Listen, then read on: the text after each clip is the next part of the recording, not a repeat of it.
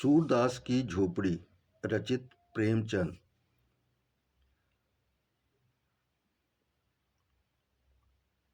रात के 2 बजे होंगे कि अकस्मात सूरदास की झोपड़ी से ज्वाला उठी। लोग अपने अपने द्वारों पर सो रहे थे। निद्रावस्था में भी उपचेतना जागती रहती है। दम के दम में सैकड़ों आदमी जमा हो गए। आसमान पर लाली छाई हुई थी। ज्वालाएं लपक लपक कर आकाश की ओर दौड़ने लगीं। कभी उनका आकार किसी मंदिर के स्वर्ण कलश का सा हो जाता था, कभी वे वायु के झोंकों से यूं कंपित होने लगती थीं मानो जल में चांद का प्रतिबिंब है। आग बुझाने का प्रयत्न किया जा रहा था, पर झोपड़े की आग ईर्ष्या की आग की भांति कभी नहीं बुझती। कोई पानी ला रहा था, कोई यूं ही सोच रहा था कि किंतु अधिकांश लोग चुपचाप खड़े नैराश्यपूर्ण दृष्टि से अग्निदाह को देख रहे थे, मानो किसी मित्र की चिताग्नि है। सहसा सूरदास दौड़ा हुआ आया और चुपचाप ज्वाला के प्रकाश में खड़ा हो गया। बजरंगी ने पूछा, ये कैसी लगी सूर्य? चूल्हे में तो आग नहीं छोड़ दी थी। सूरदास, झोपड़े में जाने का कोई रास्ता ही नहीं है। बजरंगी, अब तो अंदर बाहर सब एक हो गया है, दीवारें जल रही हैं। सूरदास, किसी तरह नहीं जा सकता। बजरंगी, कैसे जाओगे? देखते नहीं हो यहाँ तक लपटें आ रही हैं। जगधर, सूर्य क्या आज चूल्हा ठंडा नहीं किया था? नायक राम, चूल्हा ठंडा किया होता तो दुश्मनों का कलेजा कैसे ठंडा होता? जगधर, पंडा जी, मेरा लड़का काम ना आए अगर मुझे कुछ भी मालूम हो। तुम मुझ पर नाहक सुभा रहे हो। नायक राम, मैं जानता हूँ, जिसने लगाई है, बिगाड़ ना दूं तो कहना। ठाकुर दीन, तुम क्या बिगाड़ोगे? भगवान आप ही बिगाड़ देंगे। इसी तरह जब मेरे घर में चोरी हुई थी तो सब स्वाहा हो गया। जगधर, जिसके मन में इतनी खुटाई हो, भगवान उसका सत्यानाश कर दे। सूरदास, अब तो लपट नहीं आती।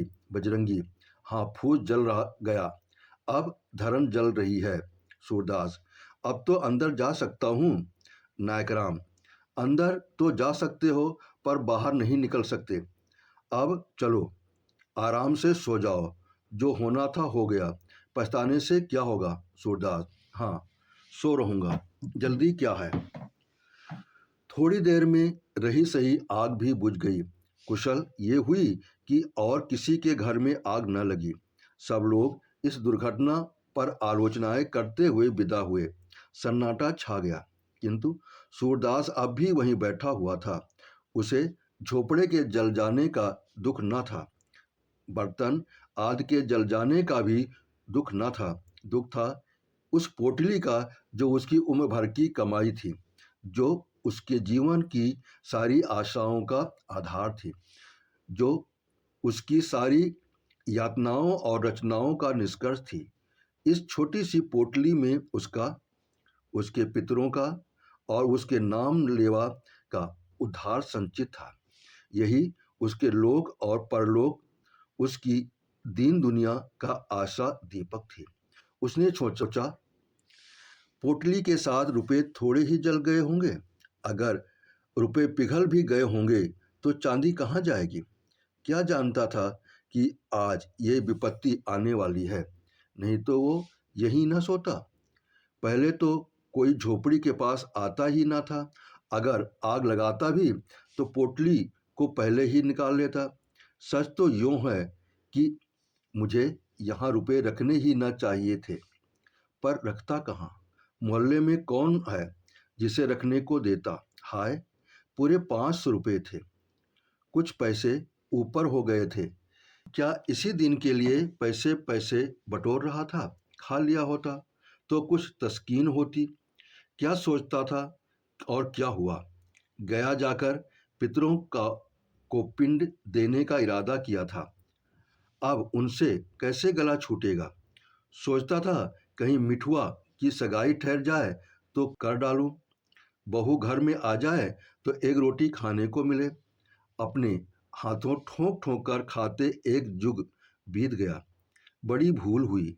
चाहिए था कि जैसे जैसे हाथ में रुपए आते, एक एक काम पूरा करता जाता। बहुत पांव फैलाने का यही फल है। उस समय तक ठंडी हो चुकी थी रात ठंडी हो चुकी थी। सूरदास अटकल से द्वार की ओर झोपड़े में घुसा, पर 2-3 पग के बाद एकाएक पांव बुभल में पड़ गया। ऊपर रात थी, लेकिन नीचे आग। तुरंत पांव खींच लिया और अपनी लकड़ी से राख को उलटने पलटने लगा, जिससे नीचे की आग भी जल राख हो जाए। आध घंटे में उसने सारी राख नीचे से ऊपर कर दी और तब फिर डरते डरते राख में पैर रखा। राख गर्म थी, पर असह्य न थी। उसने उसी जगह की सीध में राख को टटोलना शुरू किया जहां छप्पर में पोटली रखी थी। उसका दिल धड़क रहा था। उसे विश्वास था कि रुपये मिले या न मिले, पर चांदी तो कहीं गई ही नहीं। सहसा वह उछल पड़ा। कोई सारी चीज हाथ लगी कोई भारी चीज हाथ लगी। उठा लिया, पर टटोल कर देखा तो मालूम हुआ ईंट का टुकड़ा है। फिर टटोलने लगा, जैसे कोई आदमी पानी में मछलियां टटोले। कोई चीज हाथ न लगी। तब तो उसने नैराश्य की उतावली और अधीरता के साथ सारी राख छान डाली। एक एक मुट्ठी राख हाथ में लेकर देखी। लोटा मिला, तवा मिला, किंतु पोटली न मिली। उसका वो पैर जो अब तक सीढ़ी पर था फिसल गया और अब वो अथाह गहराई में जा पड़ा। उसके मुख से सहसा एक चीख निकल आई। वो वहीं राख पर बैठ गया और बिलक बिलक कर रोने लगा। वह फूस की राख न थी, उसकी अभिलाषाओं की राख थी। अपनी बेबसी का इतना दुख उसे कभी न हुआ था। तड़का हो गया। सूरदास अब राख के ढेर को बटोर कर एक जगह कर रहा था। आशा से ज़्यादा दीर्घजीवी और कोई वस्तु नहीं होती। उसी समय जगधर आकर बोला, सूरे, क्या सच कहना, तुम्हें मुझ पर तो सुबह नहीं है? सूर्य का सुबह तो था, पर उसने इससे छिपाकर कहा, तुम्हारे ऊपर क्यों सुबह करूंगा? तुमसे मेरी कौन सी अदावत थी? जगधर, मोहल्ले वाले तुम्हें भड़काएंगे, पर मैं भगवान से कहता हूँ, मैं इस बार में कुछ नहीं जानता। सूरदास, अब तो जो कुछ होना था हो चुका। कौन जाने किसी ने लगा दी या किसी की चिलम से उड़कर लग गई। ये भी तो हो सकता है कि चूल्हे में आग रह गई हो। बिना जाने बुझे किस पर सुबह करूं? जगधर, इसी से तुम्हें चिता दिया कि कहीं सुबह में मैं भी न मारा जाऊं। सूरदास, तुम्हारी तरफ से मेरा दिल साफ है।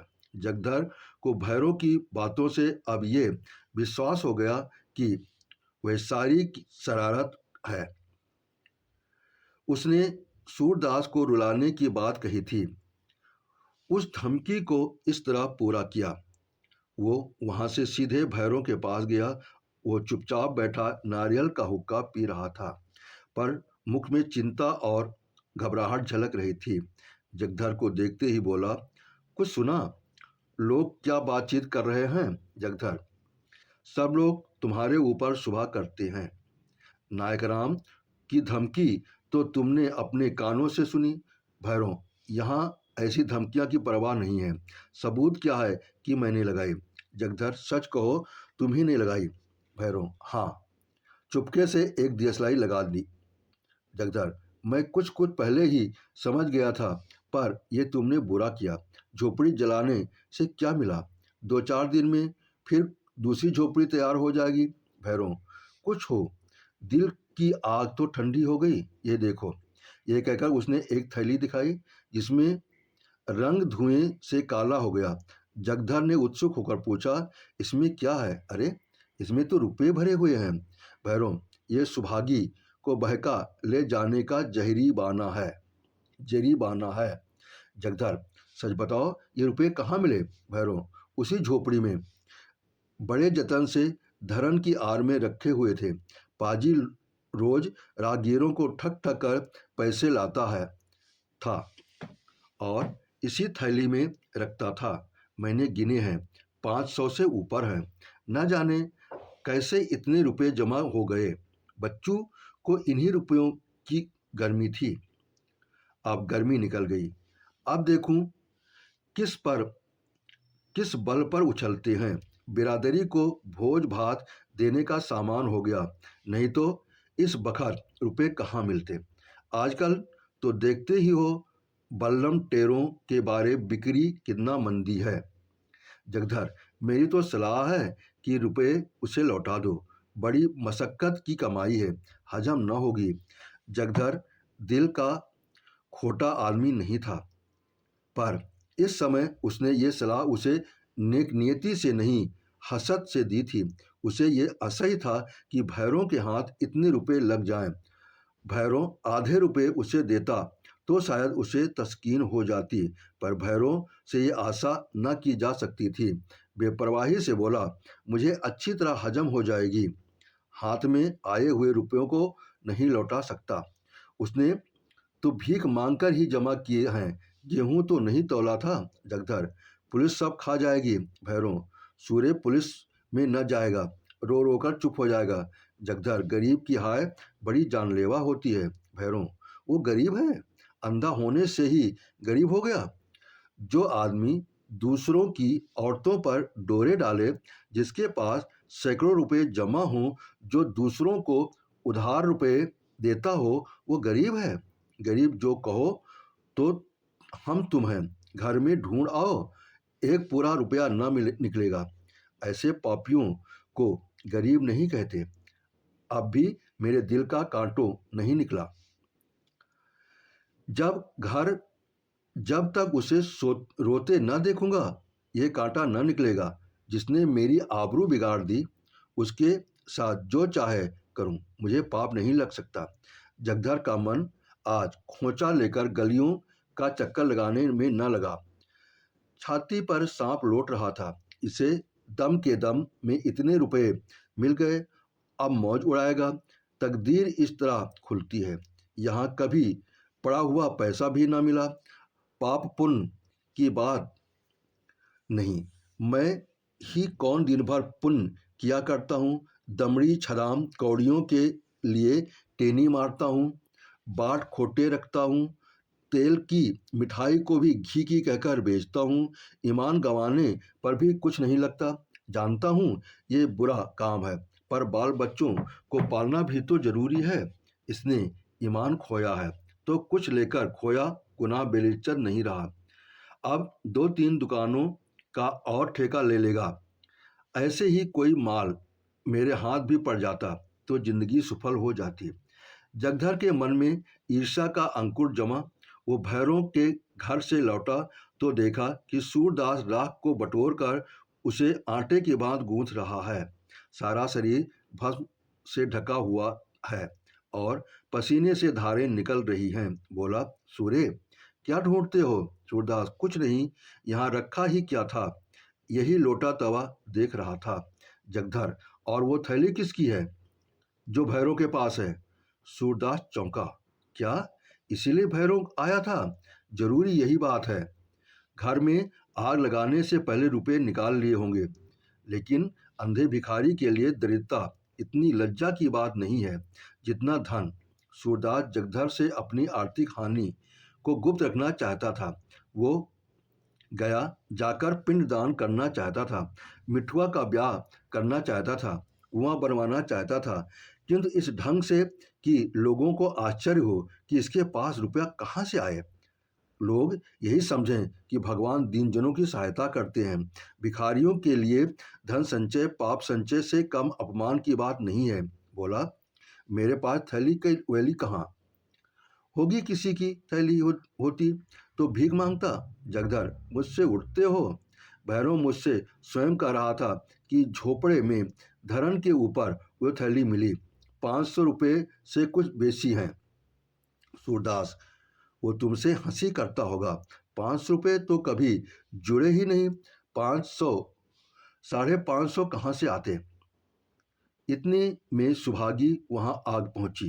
रात भर मंदिर के पिछवाड़े अमरूद के बाग के छिपी बैठी थी। वो जानती थी अगर आग भैरव ने लगाई है, भैरव ने उस पर जो कलंक लगाया था उसकी उसे विशेष चिंता न थी, किंतु वो जानती थी कि किसी को इस पर विश्वास न आएगा। लेकिन मेरे कारण सूरदास का यूं सर्वनाश हो जाए, इसका उसे बड़ा दुख था। वो उस समय उसको तस्कीन देने आई थी। जगधर को वहां खड़े देखा तो झिझकी, भय हुआ कहीं वो मुझे पकड़ न ले। जगधर को वो भैरव ही का दूसरा अवतार समझती थी। उसने प्रण कर लिया था कि अब भैरव के घर न जाऊंगी, अलग रहूंगी और मेहनत मजदूरी करके जीवन का निर्वाह करूंगी। यहाँ कौन लड़के रो रहे हैं, एक मेरा ही पेट उसे भारी है ना। अब अकेले ठोके और खाए और बुढ़िया के चरण धो धो कर पिए। मुझसे तो ये नहीं हो सकता। इतने दिन हुए इसने कभी अपने मन से ढेले का सिंदूर भी न दिया होगा, तो मैं क्यों उसके लिए मरूं। वो पीछे लौटना ही चाहती थी कि जगधर ने पुकारा, सुभागी कहाँ जाती हो, देखी अपने खसम की करतूत। बेचारे सूरदास को कहीं का न रखा। सुभागी ने समझा मुझे झांसा दे रहा है, मेरे पेट की थाल लेने के लिए वो जाल फेंका है। व्यंग से बोली, उसके गुरु तो तुम ही हो, तुम ही ने मंत्र दिया होगा। जगधर, हाँ यही मेरा काम है। चोरी डाका न सिखाऊं तो रोटियां क्यों कर चले। जब तक समझता था भला आदमी है, साथ बैठता था, हंसता बोलता था, लेकिन आज से कभी उसके पास बैठने देखा तो कान पकड़ लेना। जो आदमी दूसरों के घर में आग लगाए, गरीबों के रुपए चुरा ले जाए, वो अगर मेरा बेटा भी हो तो उसकी सूरत न देखूं। सूरदास ने न जाने कितनी जतन से 500 रुपये बटोरे थे, वो सब उड़ा ले गया। कहता हूँ लौटा दो तो लड़ने को तैयार होता है। सूरदास, फिर वही रट लगाए जाते हो। कह दिया कि मेरे पास रुपए नहीं थे, कहीं और जगह से मार लाया होगा। मेरे पास 500 रुपये होते तो चैन की बंसी न बजाता, दूसरों के सामने हाथ क्यों पसारता। जगधर, सूर्य अगर तुम भरी गंगा में कहो कि मेरे रुपए नहीं हैं तो मैं न मानूंगा। मैंने अपनी आंखों से वो थैली देखी है। भैरव ने अपने मुंह से कहा कि वो थैली झोपड़े में धरन के ऊपर मिली। तुम्हारी बात कैसे मान लूं। सुभागी, तुमने थैली देखी है। जगदर, हाँ देखी नहीं तो क्या झूठ बोल रहा हूँ। सुभागी, सूरदास सच सच बता दो, रुपए तुम्हारे हैं। सूरदास, पागल हो गए हो क्या, इतनी इनकी बातों में आ जाती है। भला मेरे पास रुपए कहाँ से आते। जगदर, इनसे पूछ, रुपए न थे तो इस घड़ी राख बटोर कर क्या ढूंढ रहे थे। सुभागी ने सूरदास के चेहरे की तरफ अन्वेषण की दृष्टि से देखा। उसकी उस बीमार की सी दशा थी जो अपने प्रियजनों की तस्कीन के लिए अपनी असह्य वेदना को छिपाने का असफल प्रयत्न कर रहा हो। जगधर के निकट आकर बोली, रुपए जरूर थे, इसका चेहरा कहे देता है। जगधर, मैंने थैली अपनी आंखों से देखी है। सुभागी, अब चाहे वो मुझे मारे या निकाले, पर रहूंगी उसी के घर। कहाँ कहाँ थैली को छिपाएगा, कभी तो मेरे हाथ लगेगी। मेरे ही कारण इस पर यह विपत पड़ी है, मैंने ही उजाड़ा है, मैं ही बसाऊंगी। जब तक इसके रुपए न दिला दूंगी मुझे चैन न आएगी। यह कहकर वो सूरदास से बोली, तो अब रहोगे कहाँ। सूरदास ने ये बात न सुनी। वो सोच रहा था, रुपए मैंने ही तो कमाए थे, क्या फिर नहीं कमा सकता। यही न होगा तो काम हर साल होता, वो कुछ दिनों के बाद होगा। मेरे रुपए थे ही नहीं, शायद उस जन्म में मैंने भैरों के रुपए चुराए होंगे, ये उसी का दंड मिला। मगर बेचारी सुभागी को अब क्या हाल होगा। भैरव उसे अपने घर में कभी न रखेगा। बेचारी कहाँ मारी मारी फिरेगी। ये कलंक भी मेरे सिर लगना था, कहीं का न हुआ। धन गया, घर गया, आबरू गई, जमीन बच रही है वो भी न जाने जाएगी या बचेगी, अंधापन हो क्या थोड़ी विपत्ति कि नित्य ही एक न एक चपत पड़ती रहती है। जिसके जी में आता है चार खोटी खरी सुना देता है। इन दुखद जनों विचारों दुखदजनक विचारों और मर्मांतक सा होकर वो रोने लगा। सुभागी जगधर के साथ भैरों के घर की ओर चली जा रही थी और यहाँ सूरदास अकेला बैठा रो रहा था। सहसा वो चौंक पड़ा। किसी ओर से आवाज आई, तुम खेल में रोते हो? मिठुआ घीसू के घर से रोता चला आता था। शायद घीसू ने मारा था। इस पर घीसू उसे चिढ़ा रहा था। खेल में रोते हो? सूरदास कहाँ से नैराश्य, ग्लानि, चिंता और क्षोभ के अपार जल में गोते खा रहा था। कहाँ ये चेतावनी सुनते ही उसे ऐसा मालूम हुआ किसी ने उसका हाथ पकड़कर किनारे पर खड़ा कर दिया। वाह, मैं तो खेल में रोता हूँ, कितनी बुरी बात है। लड़के भी खेल में रोना बुरा समझते हैं, रोने वाले को चिढ़ाते हैं, और मैं खेल में रोता हूँ। सच्चे खिलाड़ी कभी रोते नहीं, बाजी पर बाजी हारते हैं, चोट खाते हैं, धक्के पर धक्के सहते हैं, पर मैदान में डटे रहते हैं। उनकी त्योरियों पर बल नहीं पड़ते, हिम्मत उनका साथ नहीं छोड़ती, दिल पर मालिन्य की छींटे भी नहीं आते, न किसी से जलने हैं न चिढ़ते हैं। खेल में रोना कैसा? खेल हंसने के लिए, दिल बहलाने के लिए होता है, रोने के लिए नहीं। सूरदास उठ खड़ा हुआ और विजय गर्व की तरंग में राख के ढेर को दोनों हाथों से उड़ाने लगा। आवेग में हम उद्दिष्ट स्थान से आगे निकल जाते हैं। वो संयम कहाँ है जो शत्रु पर विजय पाने के लिए तलवार को म्यान में कर ले। एक क्षण में मिठुआ, घीसू और मोहल्ले के 20 लड़के आकर इस भस्म स्तूप के चारों ओर जमा हो गए और मारे प्रश्नों के सूरदास को परेशान कर दिया। उसे राख फेंकते देखकर सबों का खेल हाथ आया। राख की वर्षा होने लगी। दम के दम सारे राख बिखर गई। भूमि पर केवल काला निशान रह गया। मिठुआ ने पूछा, दादा अब हम रहेंगे कहाँ? सूरदास, दूसरा घर बनाएंगे। मिठुआ, और कोई फिर आग लगा दे। सूरदास, तो फिर बनाएंगे। मिठुआ, और फिर आग लगा दे। सूरदास, तो हम भी फिर बनाएंगे। मिठुआ, और कोई 1000 बार लगा दे। सूरदास, तो हम 1000 बार बनाएंगे। बालकों की संख्याओं से विशेष रुचि होती है। मिठुआ ने फिर पूछा, और जो कोई 100 लाख बार लगा दे। सूरदास उसी बालोचित सरलता से उत्तर दिया, तो हम 100 लाख बार बनाएंगे।